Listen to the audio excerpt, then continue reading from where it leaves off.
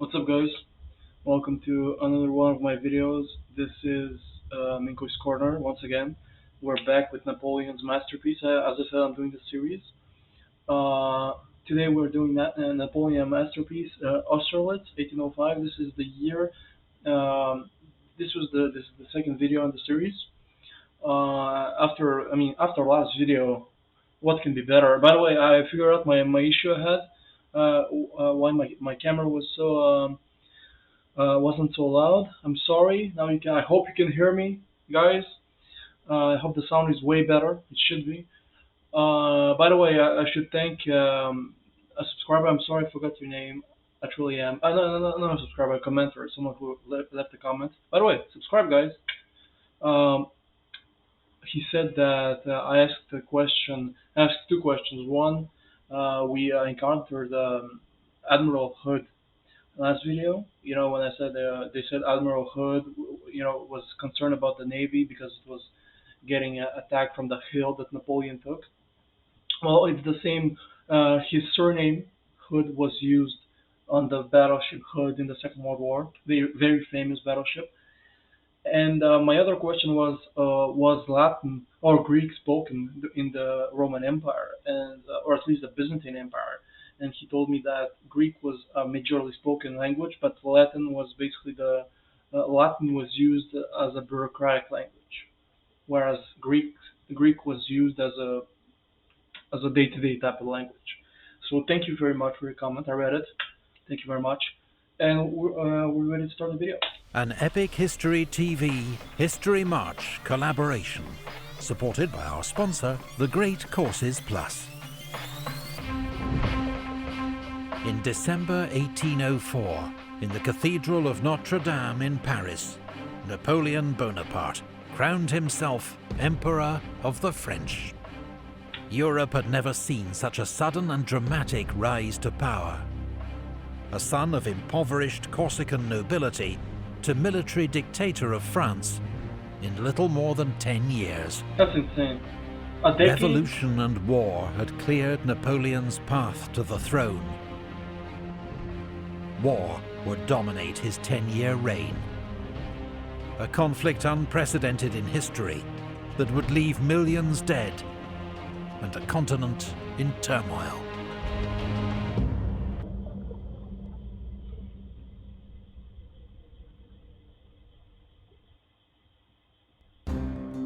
Eight months after Napoleon's coronation, the French Empire and its Spanish ally were at war with Britain, and Napoleon had assembled an army of 180,000 men along the Channel coast. But as long as the British Royal Navy ruled the seas, invasion was impossible. But nor could Britain challenge France on land. And so British Prime Minister William Pitt tried to build a European coalition against Napoleon, using diplomacy and gold. Britain would prove Napoleon's most steadfast enemy, and its press delighted in relentless mockery of the French emperor. Britain and France were old rivals in Europe and overseas. But now, Pitt feared Napoleon's conquests had made France too powerful. The French emperor had to be defeated, and Europe's balance of power restored if there was ever to be lasting peace. Pitt found willing allies in Europe, among monarchs who despised Napoleon as a product of the French Revolution and a dangerous threat to the existing order. Austria harboured the deepest grievances, having seen her influence in Germany and Italy steadily eroded by French victories. The final straw came in May 1804, when Napoleon had also crowned himself King of Italy in Milan.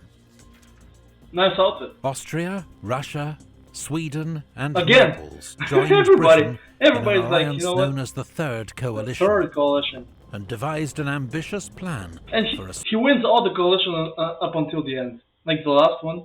Series of joint offensives against France.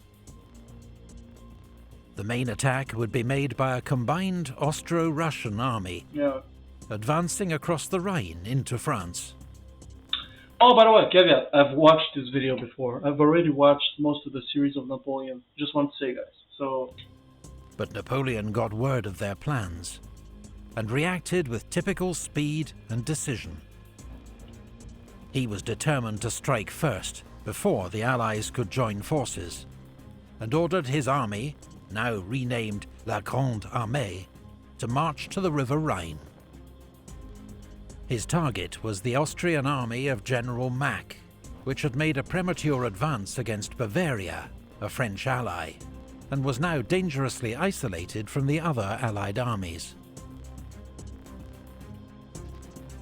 Napoleon ordered Marshal Murat, his famously flamboyant cavalry commander, to make feint attacks through the Black Forest, while the rest of his army, advancing at speed, enveloped Mack's army from the north. That summer, Napoleon's Grande Armée was at its most formidable. Well-trained, highly motivated, its regiments at full strength. What's more, it had been newly reorganized according to the corps system, later imitated by virtually every army in the world. Each corps, commanded by a marshal, was a mini-army of 15 to 30,000 soldiers, with its own infantry, cavalry, artillery and supporting arms, such as reconnaissance, engineers and transport. This meant each corps could march and fight for a limited time, independently. the guy was a genius, especially when it came to military tactics. But even later on, we'll see that when it comes to the bureaucracy of the French Empire, he was also very, very smart when it came to the Napoleonic Code that he formulated and created, and then lasts to this day. Allowing Napoleon to break with the old doctrine of keeping his army concentrated and advance with his corps widely dispersed. This helped to disguise his real objective and increased movement speed, because the army could advance along multiple roads and live off the land, taking its supplies from scattered villages, rather than relying on How much it slow-moving must suck to supply be in wagons. one of those villages, you know? When the Especially enemy's back main then, when force there was was located, wars every few the years. army could quickly concentrate for battle. This is how Napoleon's army was able to move at a speed that often surprised and disorientated his enemies. Mack didn't realize the danger he was in until it Come was on, Mack. too late. Wake up. Napoleon's fast-moving corps crossed the Danube behind him and surrounded his army. Mack launched a series of poorly coordinated counterattacks, but despite some desperate fighting, the Austrians couldn't break out of the trap. Mack hoped that Kutuzov's Russian army could arrive in time to save him, but the Russians were still 160 miles away. And so, at Ulm, on the 19th of October, just 6 weeks into the war, Mack surrendered his army to Napoleon. 6 weeks, man. The French took nearly 60,000 Austrian prisoners, and Napoleon had struck his first devastating blow against the coalition. Russian General Mikhail Kutuzov was an experienced and wary commander, more cautious than Mack. His army was exhausted after its 900-mile march from Russia, but hearing of the Austrians' surrender at Ulm, and knowing he wasn't strong enough to face Napoleon alone, he immediately ordered a retreat. Napoleon pursued. The Russians fought several sharp rearguard actions, but could not save the Austrian capital, Vienna, which the French occupied on the 12th of October. Kutuzov slipped away to Olmütz in today's Czech Republic, where he was joined by reinforcements, as well as Emperor Alexander of Russia and Emperor Francis of Austria. What's really mesmerizing to me is how big Austria was back then. You know, when you compare it to now, it's just the stark difference. I mean, that's what, you know, losing the First World War would do to you. I mean, but even by then, you know. In person. the foundation of the empire was. Napoleon was furious that Kutuzov had escaped.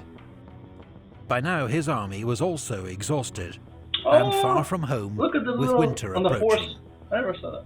He needed to force a decisive battle quickly.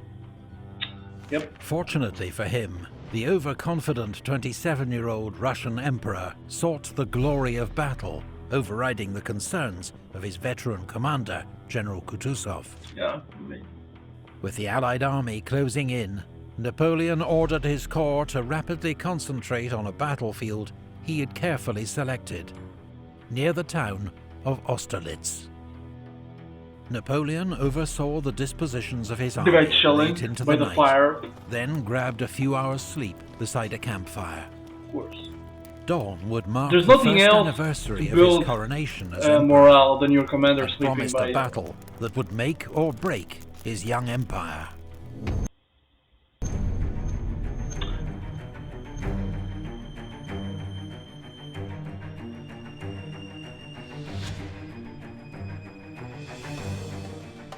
The morning of the 2nd of December 1805 was cold and bright with a heavy mist. Two armies of near equal size faced each other across a 7-mile-wide battlefield. But the Allies held the high ground of the Pratzen Heights, while French Third Corps under Marshal Davout was Star still Wars marching flashback. to the battlefield. Seeing Napoleon's thinly stretched right flank, the Allies planned a large-scale attack from the Pratzen Heights to steamroller the French right, before swinging round to envelop Napoleon's army. Little did they know, Napoleon was counting on his weak right wing luring the Allies into just such a move, whereupon he would launch his own attack on the Pratzen Heights to cut the Allied army in half. His bold plan relied on his correct prediction of Allied movements, the speedy arrival of Davout's Third Corps on his right, and a perfectly timed counterattack. The battle began around 7 a.m. as Austrian troops of General Kienmayer's advance guard clashed with French troops defending the village of Telnitz. In the face of overwhelming odds, the French fought stubbornly and bravely, but gradually they were forced back. But the Allies, instead of carrying out their great enveloping attack, did nothing. The morning mist and the late arrival of orders had led to confusion and delay, and it was another hour before the first 3 Allied columns were on the move. Soon, fierce fighting erupted around Sokolnitz village and castle. Marshal Davout's corps, which had just force-marched 70 miles in 2 days, now arrived to strengthen the French right wing. Around 9 a.m, his lead infantry brigade appeared suddenly through the mist and retook Telnitz, before being driven back in turn by Austrian hussars. 2 more of Davout's brigades reinforced French troops at Sokolnitz. As the mist began to clear, Napoleon saw that, as he'd hoped, the Allied left was moving off the Pratzen Heights, and he ordered Marshal Soult's 4th Corps to begin its attack. To the alarm of Allied commanders, 2 French infantry divisions, until now hidden by the mist, were suddenly seen advancing. I was about to say, what alarm? Can't you see them? But, of course, because of the mist. Advancing straight towards the Allied centre. General Kutuzov was forced to hurriedly organize a defense of the heights, using troops of 4 column. 2 hours of bloody fighting followed.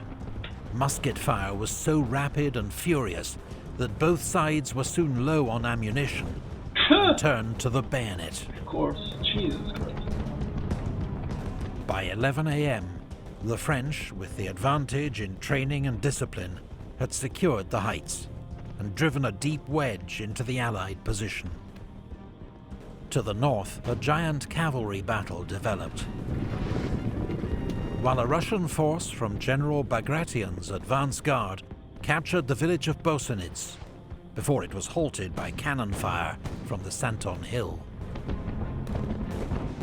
A decisive charge by 6 regiments of French heavy cavalry finally drove back the Allies, allowing Marshal Lannes' 5 Corps to move forward and seize Blasowitz and Krug. Now, Grand Duke Constantine, commanding the Russian Imperial Guard, led forward this last Allied reserve in a desperate bid to reclaim the Pratzen Heights. Yeah, last stand. A battalion of the French 4th Line Regiment was charged down by Russian Guard cavalry, losing its Eagle standard in bloody fighting. Yeah. I mean, at least you got the sort of the, what's it called, the prideful victory, I guess. It's not really prideful. It's not the Napoleon, right word. who'd moved up to the heights, At least you got a sent in victory. his own what I'm trying Guard to say. cavalry. In this grim melee between the elite horsemen of both armies, the French finally prevailed. Go France. Napoleon had broken the Allied centre. I mean, I won't say this. He had a huge ally on his side, which was the mist. Without the mist, would this battle have played as it did? Because he sort of put a bait out there that was visible, but hit his whole army behind the mist, so it was invisible, and so that helped him a lot. I'm not saying that he won the battle only because of the mist, but it changed. I mean, it helped a lot. That's for sure. Now, what's really mesmerizing, we're going to see the casualties quite soon. I don't remember how much, but it's a pretty astounding number. But imagine, you know, the just the smoke from the muskets and the smell of gunfire and just the whole atmosphere. How this was the beginning of what would be war on an industrial scale. Because now technology was coming in. Muskets, cannons. Well, muskets were, have been around for a while, but cannons used the way they were used, especially with the core system, there were a lot of innovation going on militarily in this timeline, in the early 19th century, and then 100 years later, it's how many times worse, in the First World War. Now, to close the trap on the In terms of Allied casualties. left wing, still locked in heavy fighting around Sokolnitz. Around 2 p.m, Napoleon ordered 4 divisions to swing south and cut off their retreat. General Buxhowden, commanding the Allied left, only now saw the danger he was in. Attacked from 3 sides, the only escape was south. Many of his troops were forced to flee across frozen ponds. French artillery opened fire, trying to smash the ice with their cannonballs. About 200 men and dozens of horses drowned in the freezing water. That must suck. But not the many thousands of Napoleon's propaganda. Of course. Propaganda is always going to play a huge role. The French Emperor had won a brilliant victory. His army had taken more than 10,000 prisoners and captured 45 enemy standards. Thousands of dead and wounded of all sides littered the battlefield. Many left untended for days. 1 to 6, huh? The Battle of the Three Emperors, as it became known, was a crushing blow to the Third Coalition. Still, what's really mind-boggling to me is that there were only 7,000 dead. And that's insane to say because 7,000 people died in one day. But when you compare it to other wars, that's the problem. You compare it to bigger and better wars, if you will. The First World War, where hundreds of thousands of people died in one day, and the Second World War on the Eastern Front. I mean, it's horrific. Where here for the time 7,000 dead and this huge battle of 150,000 people must have been insane. And that's just the dead. The wounded, the prisoners. That's a whole other matter. but it's still, it's insane to say 7,000 dead is nothing. It's like, oh, whatever. 7,000 people died. What's that? You know, because of historical comparison. As Russian forces retreated back to Russia, Francis I of Austria was forced to accept a humiliating settlement with France, agreeing to pay a 40 million franc indemnity and give up more territory in exchange for peace. But meanwhile, Cash. news had Cash. reached Napoleon of a disastrous Franco-Spanish defeat at sea off Lord Cape Nelson. Trafalgar. British Admiral Lord Nelson, at the cost of his own life, I think I was a legend, man. masterminded a victory so complete that it ensured British naval dominance, not just for the rest of the war, but for the next 100 That's years. insane. I need to react to a video of this battle, because I'm sure I can find some. Britain, master of the sea. Napoleon, unbeatable on land. Yeah. The whale and the elephant, neither able to challenge the other in its own domain.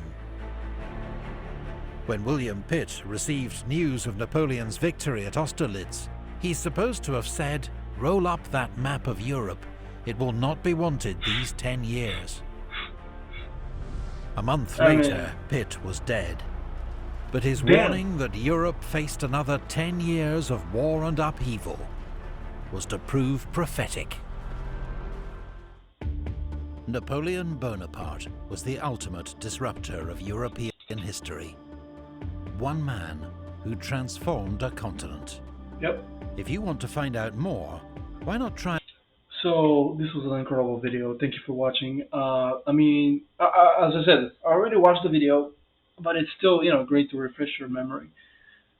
But, what really struck me is that when you see the numbers, 7,000 people dead, you might, your initial response is, oh my God, 7,000 people died in a battle, And then, if you know anything about the First World War and the Second World War, you start comparing it, and your mind says, 7,000 people, they're lucky. What, 7,000 people? It's not. And then, the numbers for the time were huge, 100,000, 150,000 battle. Insane battle. Austerlitz. It was the master coup of Napoleon. It solidified his Italian